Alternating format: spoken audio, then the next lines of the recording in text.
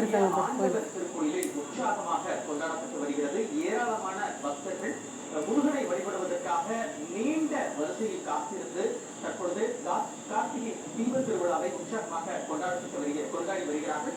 முதற்கட்டமாக சரியாக 6 மணி அளவிலே விளக்குகள் ஏற்றப்பட்டு குடிமடம் அருகே கார்த்திகை தீப விளக்குகள் ஏற்றப்பட்டு முருகனுக்கு அரோகரா அண்ணாமலையார் சரவண கோஷங்கள் எழுப்பி உற்சாகமாக கொண்டாடப்பட்டது.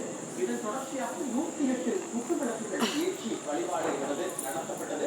தொடர்ச்சியாக கோபுரத்தில் இருக்கக்கூடிய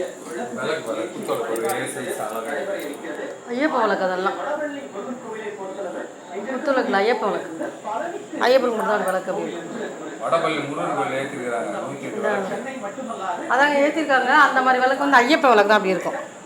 குத்து விளக்குலாம் நம்ம வச்சிருக்கோம்ல அதான். ஏராளம் தற்பொழுது நேரடியாக இந்த கோவிலுக்கு வந்திருக்கிறார்கள். நான் நேரடியாக பக்தர்களிடம் சார் வணக்கம், இந்த கோயிலுடைய சிறப்பு ஒவ்வொரு ஆண்டும் உங்களுடைய கார்த்திகை தீப திருவிழாவை எப்படி கொண்டாடுறீங்க?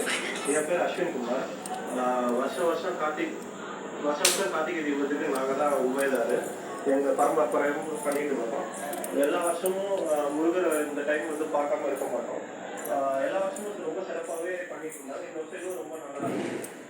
ஏற்பாடுகளும் சரி, பூஜையும் சரி, மக்கள் எல்லாமும் போன வாட்டியும்